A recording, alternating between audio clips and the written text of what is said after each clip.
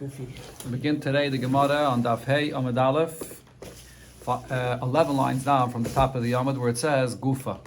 The Gemara brings back a brayse that it mentioned before regarding the halacha that it said in the Mishnah that by the halacha of Tumah, if someone was impure and he walks into the Beis HaMikdash, in order to be chayav a carbon, the condition is it's in a case where there was a yediyah in the beginning, he was aware that it was tummy in the beginning, then he forgot, and then he remembers again afterwards. Yediyah b'tchila and yediyah b'saif. What's the source of this in the pasuk? So there's a machlokes. So Guf here bringing back this brayse itself, quoted before. Menayin, from where do we know she'ein chayev, that you're not chayev a carbon by the case of tumah when you walk into the Beis HaMikdash? Ela al sheyesh ba yediyah b'tchila v'yediyah b'saif. He was aware in the beginning and he's aware in the end. V'helam b'ntayim, and in between he forgot about this. Talmud Laimar, so the source for this is, the pasuk says, V'nelam shnei pa'amim. It says twice that he forgot. This is the way Rabbi Akiva learns the source of this. Which means, we learned already yesterday, Rashi explains that the first time it says V'nelam, the pasuk is simply telling you that he forgot the tumah. That's what it says there in the pasuk, that V'nelam mena v'hu tameh. When it says the second time V'nelam, right after the word V'nelam, it says V'hu yoda. So Rabbi Akiva says, since it's an extra v'nelam, I switch around the words. That it's as if it says v'hu yoda and then v'nelam, that he was aware and he forgot. So from here I see that there was awareness first. Rabbi Yoimer, Rabbi says, Ein tzarich, I don't need to darshan it this way. Harei Yoimer, this term itself, the pasuk says v'nelam, that he forgot. The term v'nelam, which means he forgot, miklal sheyoda. That means that he once knew, that he was once aware, and now he forgot. Now when it says afterwards v'hu yoda, the pasuk uses the term v'hu yoda, and he knows or he knew. So we see in the pasuk that it's saying an expression twice about the fact that the person was aware. Nela means that he once knew, and then v'hu yoda means that he knows now. So we have already the source for the fact that you need a yediyah in the beginning and yediyah in the end. Imkein matamad loin ma v'nelam. So why does the pasuk write a second time v'nelam? So Rabbi says that's l'chayev al helam tumah ve'al helam mikdash. That even though in the pasuk it simply says that what is it that he forgot? He forgot his tumah. He knows where he is, or he knows that he's eating kachim, but he just forgot his tumah. The second time v'nelam is coming to say that even if he remembers his tumah, but he doesn't realize where he is, or he doesn't even know what he's doing, is that he's eating kachim, then that's also considered to be a forgetfulness that he'll have to bring a carbon. So the Gemara now explains that Tana here said, Rebbe says that v'nelam, the term v'nelam in the Torah means meklal sheyoda. That means that he once was aware. So my mashma, what's the mashmos? Why does v'nelam mean that he once knew? If the Torah wants to say that he does not know, what other term could it say? Amarav, as Rav explains, v'hi aluma mimenu. If it would want to say that this is something that he was never aware of, it would say the term aluma, that he never had any awareness about it. V'nelam means that it was known to him and he forgot. So Abaye says, if that's the case, that's how you understand the term nelam. Ela meyata, if so, gabi saita. By a saita, the chsiv, the pasuk says, this is a woman that her husband warned her not to be secluded with another individual, and then she was. And the pasuk there uses the term v'nelam me'ene isha, and this was forgotten or concealed from the eyes of her husband.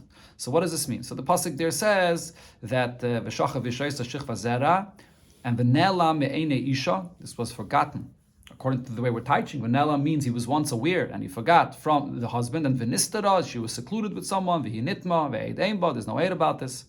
So what does this mean? Meklal da'ave yoda me'kara. Does this mean that the husband did have an awareness about the fact that she was secluded with someone? That's the way Rashi teaches this. That when the Gemara here says Yada Me'kara means that the husband did have an awareness about the stira. Stira means the fact that she was secluded with someone. Or Taisus brings another pshat that when the Gemara here says Havi Yada Me'kara, it means that the husband had an awareness that someone else actually was with her and was metama with her. But the question is, if the case over here is that the husband was aware that somebody else was secluded with her, according to Rashi's pshat, and then the pasuk comes and says v'nelam, that this was forgotten. Okay, and now he wants to bring her to drink the waters of the Saita because he remembers again. So what is the pasuk over here saying by using this term of a nelam? So the way the Gemara understands this is, if the pasuk is saying that he was aware and he forgot and then he remembered, why is the pasuk saying this? It's saying that he forgot because at that time when he forgot that his wife was nistara with someone else, he continued living with her like a husband and wife. That's what it seems like the pasuk is saying. Otherwise, why is the pasuk here pointing out this concept of an elam, that he knew and he forgot? If the point of here is that he didn't realize at all, so he didn't realize, and then later on he realizes that there's a problem, and then he brings her to drink the waters of the Saita. The pasuk is using the term according to the way Rebbe is explaining that he knew and he forgot. That seems to be indicating that when he forgot, he continued living with her like husband and wife. But if so, the question is, mi batkala maya. So then the waters of the Saita that the pasuk goes on to say, that he gives her to drink these waters, would that water even do anything? The whole point of the Mei Saita is to now clarify for us if she actually was metama herself or not. But in this case, where the husband continued living with her after he knew, he had an awareness that she was secluded with someone, the water doesn't work. Because Vatanya, as we learned in the Braise, the pasuk says, v'nikah ishme avain. The man will be clean from any aveda, and the woman will be carrying this aveda. So what do we learn from this pasuk? If the man is clean from any aveda, then the water will work to reveal the truth about what happened with his wife. But if the man is not clean from an aveda, then the water will not be baidik, it will not reveal what happened with his wife. So therefore, over here in this case, what does the Ishmanukim Avim mean? Ishmanukim Avim means after the husband finds out that his wife was secluded with someone and she falls into this category of a Saita, he has to separate from her. He's not allowed to live with her at all. So over here, this pasuk is indicating that even after he found out, he continued living with her. True, he forgot.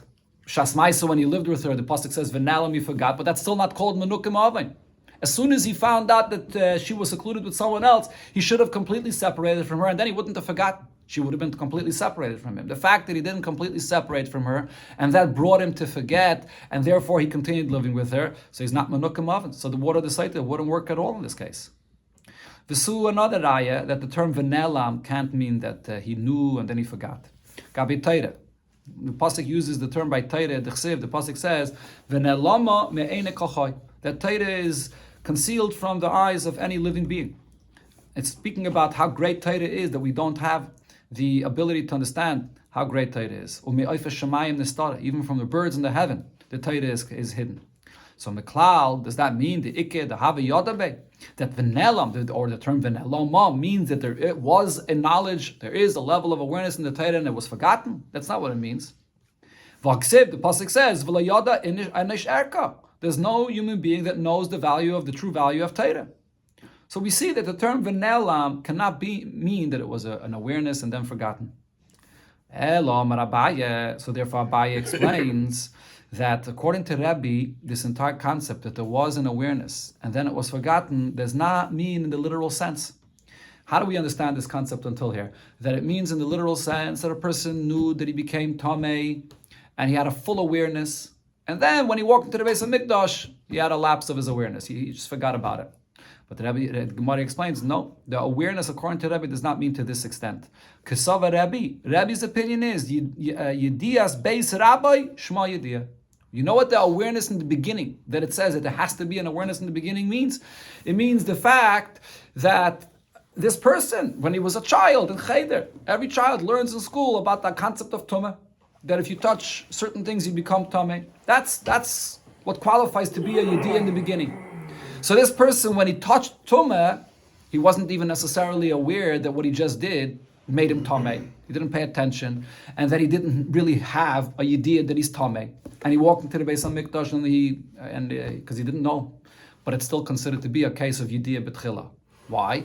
Because he knows of the concept of Tumah. He learned, he knows, like every child knows of the concept of Tumah. That's what Yediyah B'tchila means.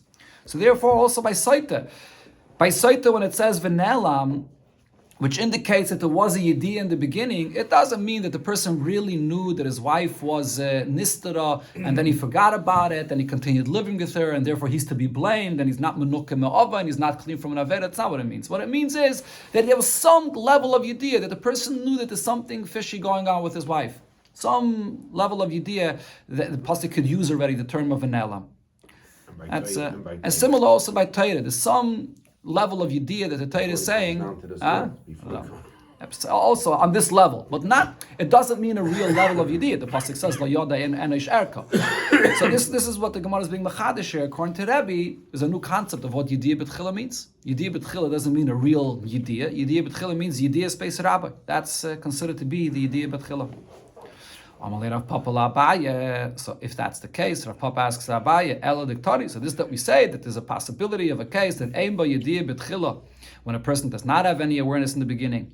V'yesh ba Yediyah b'seif, and then later in the end he finds out miyeka de lesla Yediyah space rabbi. What does it mean that there was no Yediyah in the beginning? If the Yediyah just consists of the fact that the person has the basic awareness that there's a concept of tumah, everybody has that basic awareness in the beginning. Amalei. So Abaye says no. Actually, according to Rebbe, what it means is mishkachas lo b'tindik shenishba lebein anachrim. If it's a child that was grew up captured amongst goyim. He never ever learned anything about Torah. That's a person that had no Yediyah B'tchila. He has no idea that there's a concept of Tumah. That's the case that the Torah is saying that you won't bring a carbon for this. By all other Averis, there is a carbon chatos, but not over here by Tumah. It's a new concept. This is all according to Rebbe what Yediyah B'tchila means.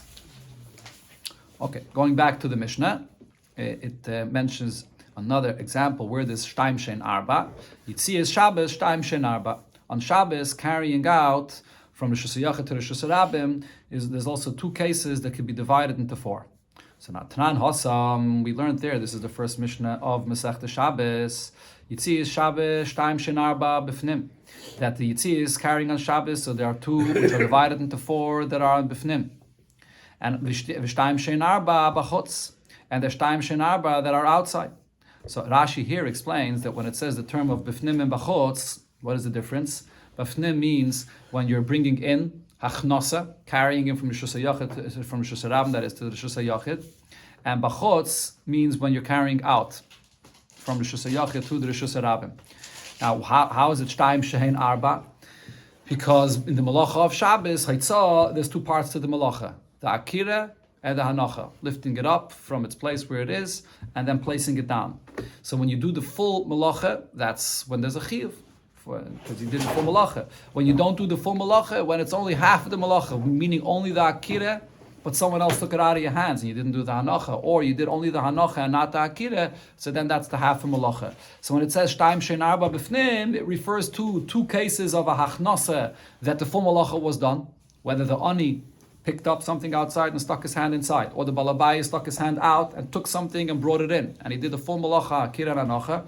Or in a case where only half of the malacha was done, where either the ani stretched his hand inside, but the balabais took it out of his hand, he never put it down, or the balabais takes it from the ani, and the ani is the one that picked it up and he did a half a malacha.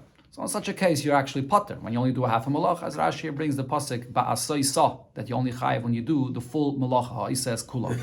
So that's the four cases for bifnim, and similar also regarding bachutz. When you're taking it out, the ani and the balabayis, when you do the full malacha or only the half of malacha. That's what it says in the first Mishnah of Shabbos. So the question is, why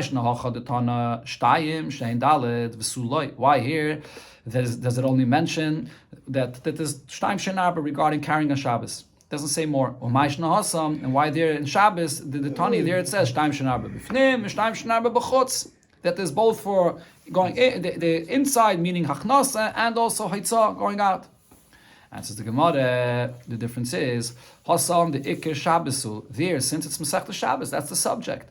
So Tani Avis v'Toildis. So it mentions all the cases, which includes Avis and Toildis. The Av is what it says clearly in the pasuk. Al Yetz Ish Mim Kaimai, that's Haitzah, to carry out, and it also says the Toildis, which is Achnasa, to carry in.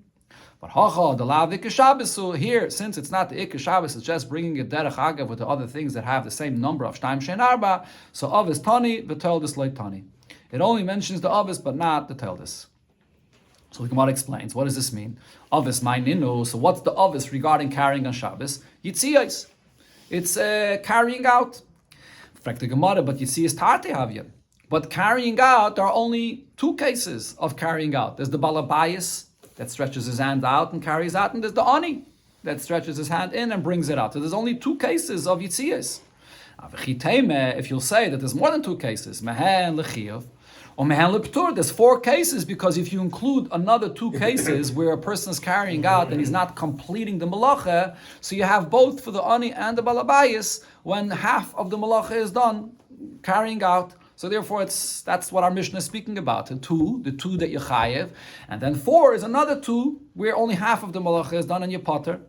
But that can't be. That's not what our Mishnah is counting here. Because Vadum Yedamaris Negoyim Ketani, when it says by Shabbos Shtaim Shein Arba, it's similar to what it says the 4 by Maras Negoyim. Ma Hasan Kol Chiyuve, just like by Negoyim. The 4 that it says are all 4 colors of Negoyim that are Ptome, and the person would be chayav to bring a carbon for it. Afacha Kol Chiyuve. Here, Shabbos, when it says 4, it means all 4 that are a complete malacha done, that he would be chayav.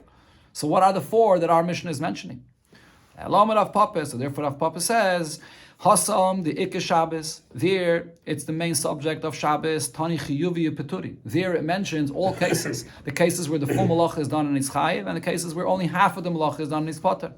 Hacha, over here, Chiyuvi Tani, Upeturi Le Tani. It only is saying the cases, the 4 cases where one would be chayiv, but not the other 4 cases where you potter.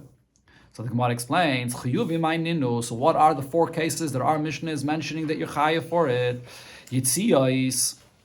So there are 4 cases that are Yechayev for Yitziyas, but Yitziyas Tartaravya. Going back to the question we asked before, the 2 cases where you have the full malacha done, going out, carrying out, there's only 2 cases for that. One that the Balabayas does, standing inside, and one that the Ani does. Where do you have 4 cases for Yitziyas where the full malacha is done? Says the Gemara, Shtayim Da'itza, Shtayim Da'achnasa.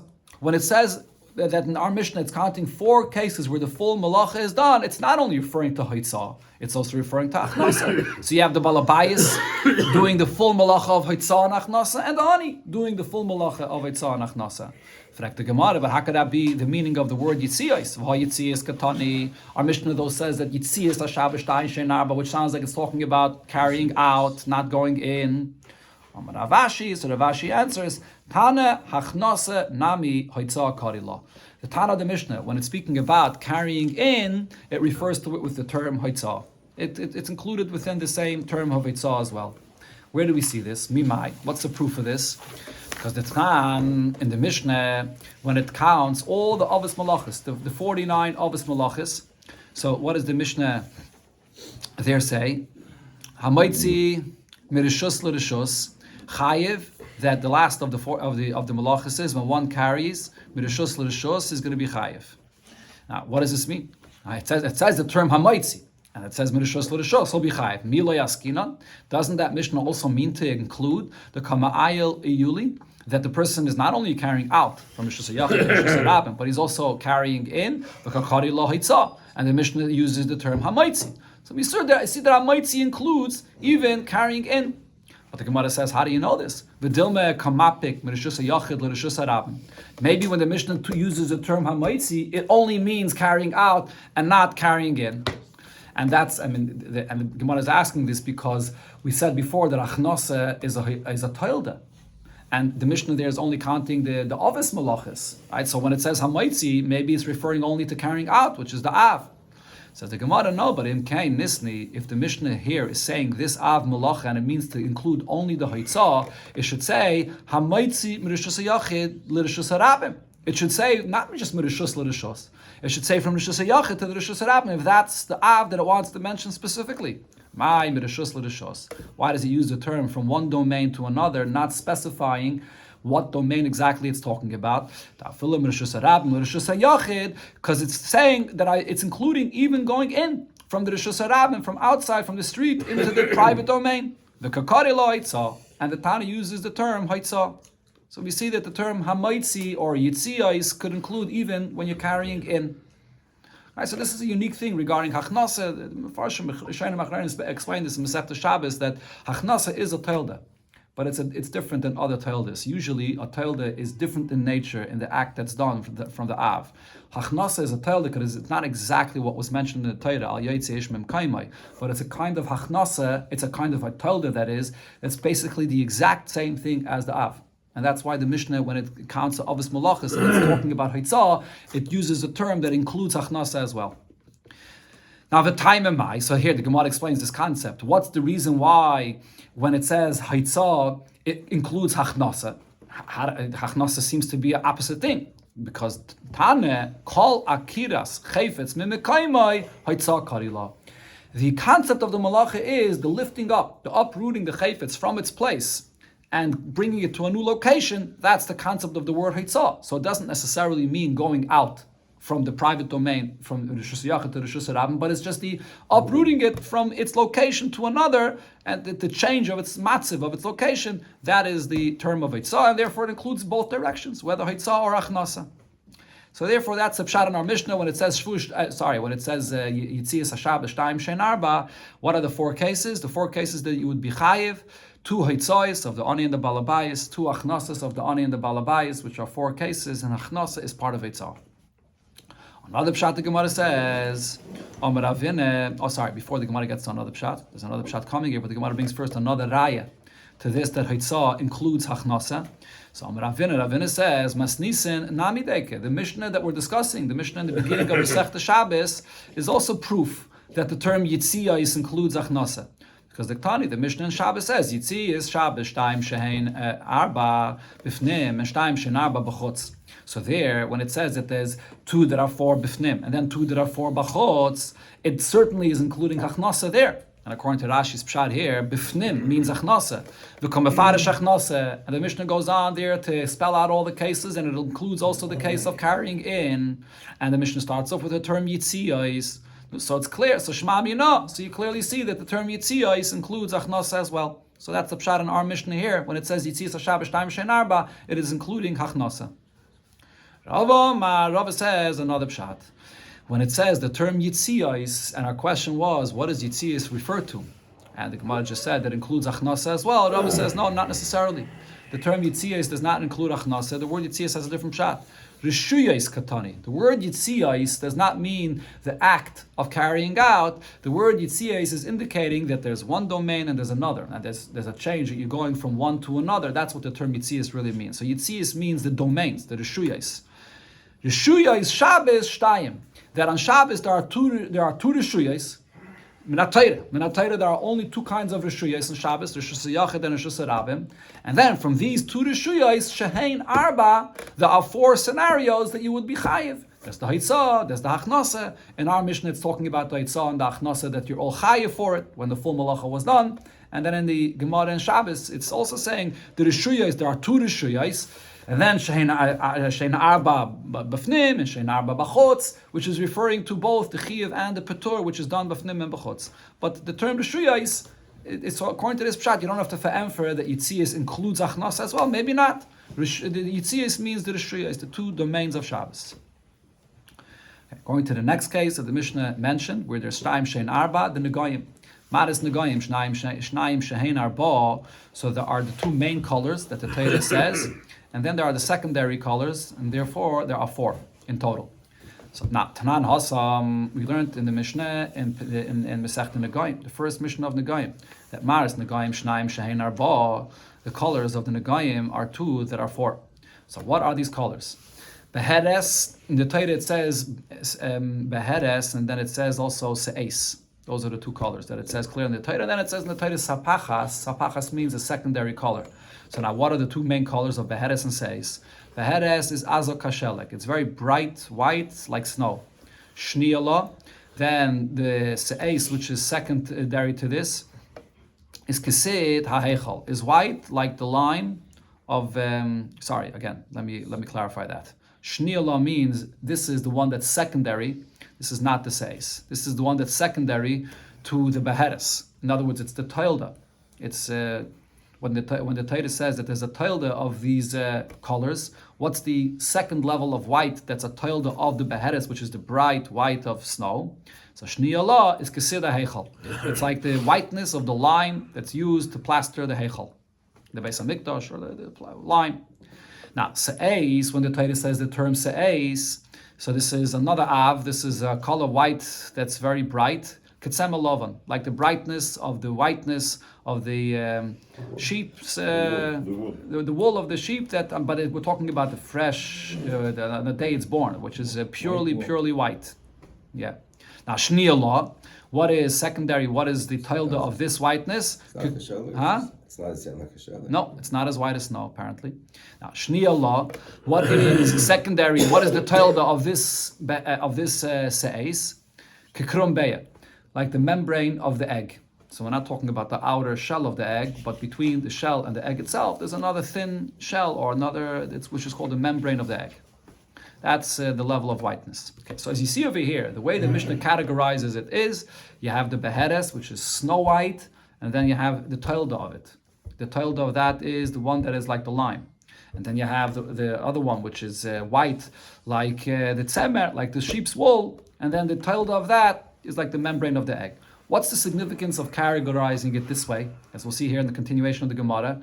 By Negoyim, there's a certain minimum size that a neg has to be. Kegris, which is the size of a certain bean. Let's say the size of about a dime, or maybe a little smaller. Now, in order for it to be that size, let's say part of the nega has the color one shade, and it's not fully the same shade of white, same brightness of white. It has a little bit one level of brightness and a little bit of another level of brightness. Could you combine different shades of whiteness in this size of the nega that has to be the minimum of this gris? So according to what the Mishnah is saying here, it's telling you what the av and its tilde is. It's telling you which shades of whiteness could you combine. You could combine the beheres, the whiteness that's bright like snow, with its tilde, which is the whiteness of lime. You could combine the whiteness of the se'es, which is like the snow white of the, not snow white, sorry, the sheep's wool white, together with the whiteness of the membrane of the egg. That's how you could combine it together. That's what you see here from this Mishnah. Okay, so now based on this, the Gemara says, Amar Rab Chanina said, Man Tana Maris Negoyim. Who is the Tana of that Mishnah in the beginning of Masechta Negoyim?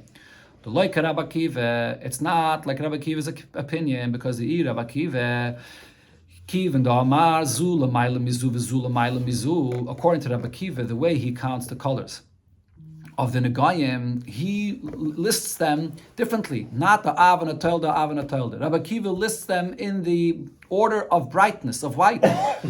Right? So Rabbi Kiva says you have to list it as the brightest is the snow, then after that comes the brightness of the sheep's wool, then comes lime, and then on the bottom comes the membrane of the egg. That's how he lists it.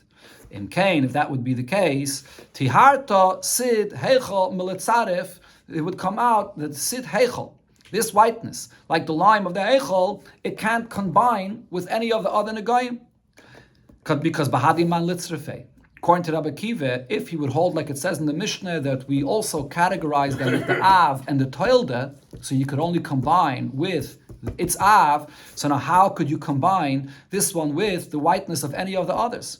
Litzrfei Bahadi Behedes, the whiteness of lime, if you would say that it should be combined with the whiteness of the Behedes, which is the brightest, which is snow white, you can't. Because why is Rabbi Kiva listing it in the order of what's the brightest and what's less bright and less bright? The reason he's listing it in that way is because you could only combine two levels of whiteness that are right near each other, which means that the brightness of the snow and the next level, which is the brightness of the sheep's wool, those are the two things that are near each other that you would theoretically be able to combine them. But you can't combine the sid of the heichel, that cannot be combined with the whiteness of the snow, because ikis se'es da'adifimine. And there's the se'es, which is in between, which is like the whiteness of the wool that's in between the whiteness of the lime and the whiteness of the snow. So you can't combine it that way. On the other hand, to say that you could combine it with the se'es, which is the one that's right above it in the level of brightness, you can't, because lav told the dideyu. According to Rabbi Kiva, he's listing it in the order of its brightness, and therefore you can't combine it because it's not its toilde. Right? So if you would say that Rabbi Kiva that lists it in this order of brightness, and he also agrees to the Mishnah that says that there's ovis and toildes, and an av could only combine with its toilde, so then what that would mean is that the sid cannot combine with anything. That's the shaila over here. So when the Mishnah says that there's an av and a toilde, and it's implying that an av could combine with a toilde, which would mean that the whiteness of the sid heichel, which is a toilde of the whiteness of sheleg, But according to Rabbi Akiva, it cannot combine. So therefore, that Mishnah is not Rabbi Akiva.